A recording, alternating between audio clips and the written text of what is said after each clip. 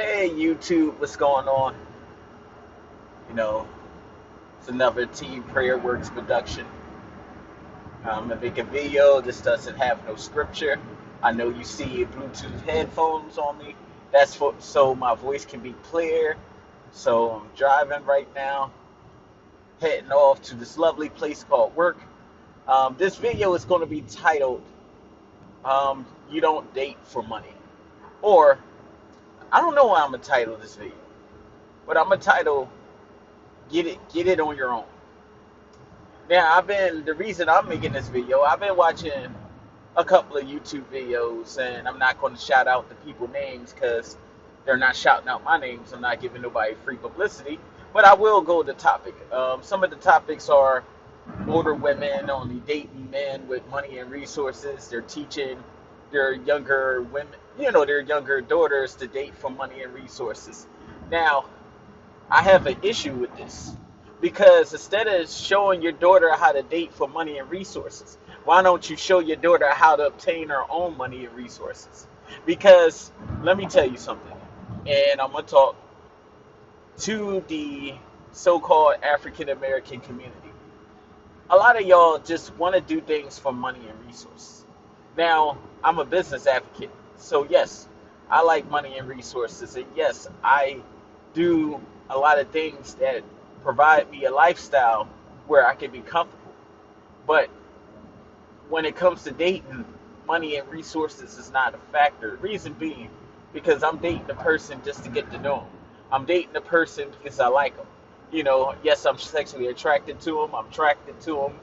I want to build a family. And I agree to the point where men do have to have their resources in check for even talking to a woman. I agree to that. But what I don't agree is that that shouldn't be the only factor. And let me tell you why. Because when women date for money and resources, they're going to end up, sleeping with other men or things like that because they only for that guy or that simp, rather, because he has money and resources. Excuse me. That's the only reason that she's there. She's not there because she loves him. She's not there because she cares about him. She's just there because he can provide her a lifestyle. I've seen it in my own family. I know a family member who married this guy, and this guy wasn't a good guy. I'm not going to go into what happened specifically, but all I can say is that she married this guy, and now they're getting a divorce because she wanted a lifestyle. And I told her, it's like, you gotta afford your own lifestyle. And every woman that's looking at this, don't wait for the man to give you that lifestyle. You gotta afford your own lifestyle. Remember, you are a reflection of what you want.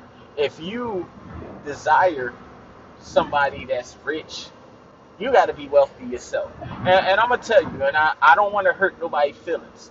And this goes for men and women. Your looks gonna fade. You're going to get older. I'm getting older. You're going to have gray hair. Your hairline's going to go. Women, that beautiful body's going to go. You're going to get wrinkled. Your hands will be wrinkled. Everybody get older. Nobody's not going to beat Father Time. Everybody going to look like a prune. So, now we know this information that you're not going to be hot stuff your whole life. What you going to do with this information? And I'm telling you this, you're not always going to be hot. Also, people will have children. You got to take care of your children. Then you expect somebody that doesn't have kids to take care of your kids. Let me tell you another secret. Those people, whether men and women, the other people that don't have kids, they're not going to feel passionate about your kids. So you're dating and you want this rich man to take on your kids. I'll be honest with you.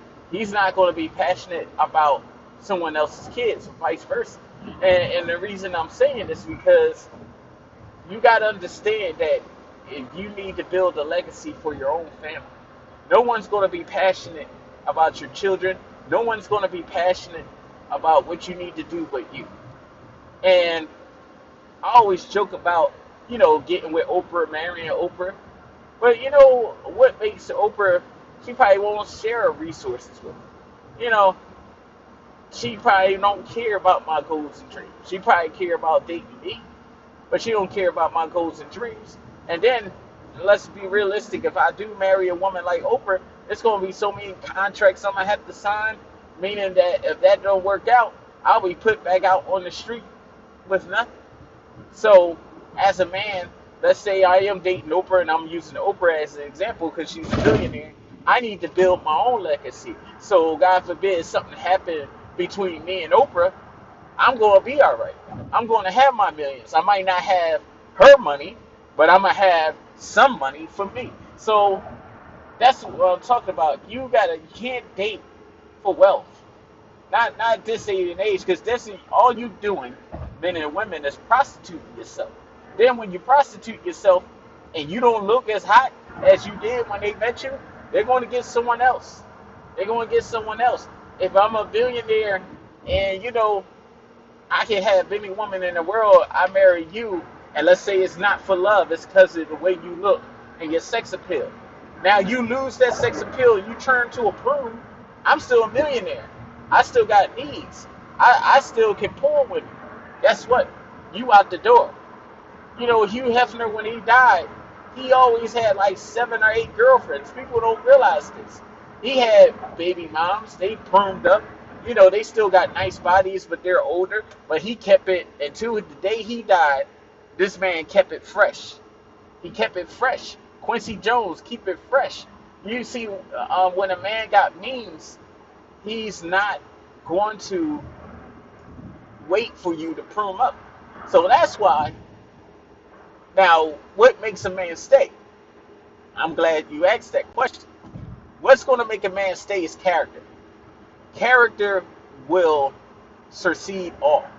Like I said, it's only a nice little window you're going to have your youth. It's only a nice little window you're going to have your youth. What's going to happen after your youth? Are you going to be out here 50 years old in a club like Nicole Murphy? I'm not name dropping, and I don't know her, I don't follow her, so I'm not trying to disrespect her, but I'm just keeping it real. Are you going to do that? Now, do Nicole Murphy look good? Yes. Would I date her? Of course, yes. I'm not even going front. But I'm just saying, though, she is an older woman, so it's like, how serious can somebody take it? Now, on the other hand, if I date Nicole Murphy and her character is awesome and she's somebody that can help me build my empire, yeah, I'll marry Nicole Murphy at 50 because her character, not her looks. It gotta be character. Like, I can, if I'm in a dating phase, I dated plenty of women people consider big. I dated women people consider ugly or something like else. But look, I liked them. They was attracted to me. But what I liked about them most is they had a heart for me and they had character. Because at the end of the day, I'm going to be honest, fellas. Looks is intriguing. And of course, you're going to want to have sex with that woman. It's natural. That's what God put our natural intent. Is to be naturally, her face, her beauty will bring her. But I'll be honest with you, I dismissed plenty of beautiful women because of their character, because of their attitude, because of their willingness not to listening to reason and logic. So, yeah, like I remember people tell me like, "Oh, you dating so and so? She bad. She's a good catch." That's your opinion because you're looking at her. You don't know her. You don't know how she don't help with the goals. You don't know how she's ignorant to certain things. So you can tell me that I should be with this woman, but at the same token, this woman is not what I need. It's not what I need. And we as men, we let looks determine anything. She's wifey material. Well, let me ask you, what makes wifey material? I remember looking at one of my blogs or postings in one of my fraternity's websites, and they had Drea there. And like I said before, disclaimer, I don't know Drea. I'm not saying nothing bad about Drea, but I'm just kicking the facts. Somebody in the blog, they looked at her like, ooh, look at her. She's wifey material. So my question is, what makes her wifey material? The thing that make you wifey material is your attitude, not your looks. Now, I don't know Drea, so she probably is wifey material. But I can't tell that from a picture. I can't tell that from a picture. I would need to be around Drea. I would need to know her attitude and stuff like that. That's what it comes down to. It comes down to. It comes down to her attitude and is she respecting you, fellas. She's not wifey material if she looks good. Because think about it. And let's be honest. A lot of these women that look good, and I'm be 100% honest, or husband material. I don't want to just me bragging on the females, the men. If these men were so great, why are they not married? If these women are so great, why are they not married?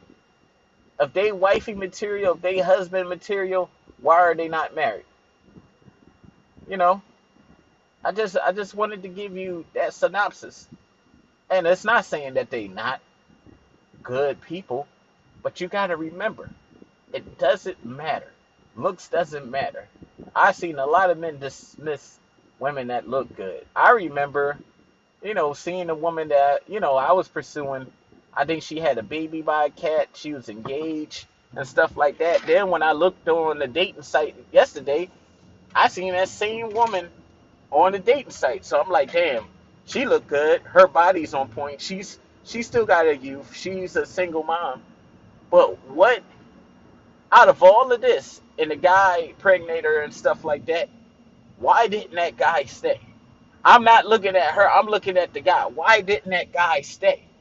And you got to ask yourself that. Like, no disrespect to her. Like I said, all these examples I'm using, I'm not disrespecting none of these women. And I love black women. I love all women. And they don't have to be black. But I'm stating the facts. I'm looking beyond the beauty, beyond this. Okay, why are they single? Why? If you are such in demand and your attitude is not right, are you really in demand? No. You can have a hamburger from McDonald's. It might look good, but if it tastes like rat poison, but if it tastes like doo-doo or whatever, you're going to throw that burger in the trash. You're going to demand another burger or a refund. And see, and that's what it is. It's all about the insides. The inside is what counts, not the outside. So we can't, because a person, and it doesn't make a man a suitable mate for you because he's rich. It doesn't. You got the biggest a-holes out there, excuse my language, that's rich, but they just run through women because they can, because they know the women don't really like them. When when you down and out, you have nothing. That's when you know when people truly in your corner. Now, I'm gonna say this one last thing, and I'm gonna get out of here. Me being into the Black Greek organization, I knew certain people didn't have my back. Not all of them, but some. And you know how I knew? When I got into my car accident, and some of my brothers checked up on me, but a lot of them didn't. So I knew from then that, oh, this whole thing is a bust. It's a bust. Wow, I really was at the brink of death, but nobody checked up on me. All that false love, nobody didn't check up on me. And I remember talking to some women, going out on dates with them and everything. But soon as I got in my car accident, I seen nobody was there for me. I remember. I think that's the day when as wisdom, I became a man because I was like, wow, this is crazy. I was at the brink of death. Not only did a couple of fraternity brothers didn't see about me, but the woman or the friends or whoever I dated, they didn't say nothing. Nobody sent no well wishes or anything like that. So I now, as an older man, I see through people. And I'm like, my loyalty is as much, my loyalty is only to those who mess with me. And that's period. I don't care if that's fraternity, regular friendships, or whatever.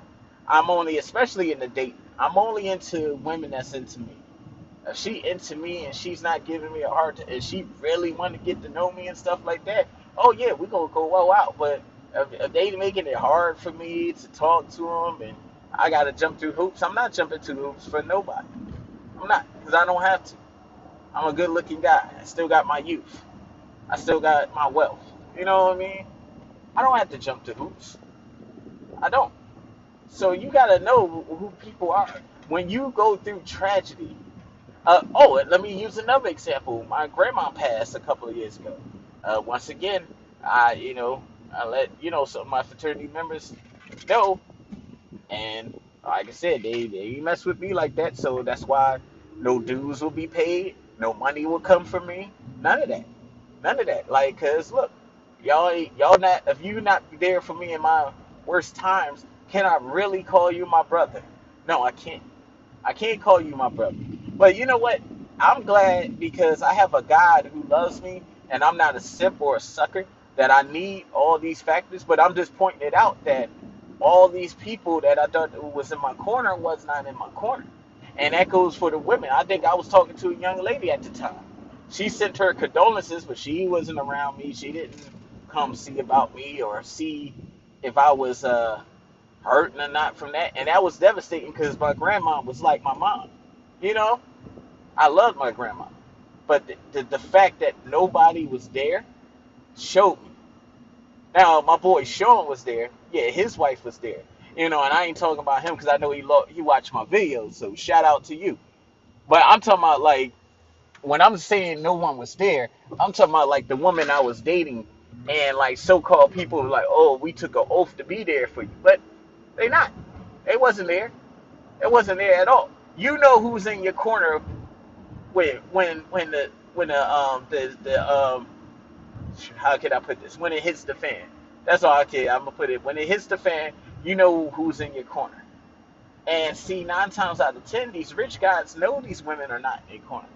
Because when it hits the fan, if they were to lose everything, they lose the woman too. So that's why, men, they is loyal, like you said, that's the options. And they only gonna deal with you if you're a woman and you're looking good and you got youth on your side. If you don't have youth on your side, they'll still deal with you if you look good, but they will marry you because of your attitude. They will marry you because of your attitude. It don't matter how old you are, how youthful, how you look, how many kids you are. If you got a dynamite attitude and if you bring a value to that man, he'll marry you with your kids. So I'll say that. Like if I met I'm not, I'll be honest, I'm not too, because I'm going to build a family. I want a family of my own. But if I met a woman with like at least one or at least two kids, and she was awesome and she wanted some kids, and she was just like in my corner, and I profit off of her, not only made money, but I made strides with her. Yeah, of course, I have no problem marrying her. But if you like a single woman with no kids, I gotta do Ringling Brothers tricks and hoops just to get to you and convince you that you should like me and convince you to go out with me, then no, I'm not gonna. I'm gonna be like, all right, peace. There's no reason for us to even like. Ain't no reason for us to even go that route. So in closing, you know, I just want to say that don't marry or don't date because the person got resources. You date because of character and character only. Character gets you a long way. Character is what gets you married. Not your looks, not your body. That can always change. You can always improve that. Y'all can always work out. Me, I'm losing weight now. Character. Character is what's going to get you over the hump. All right, next time, ladies and gentlemen, I'll talk to y'all soon. Peace.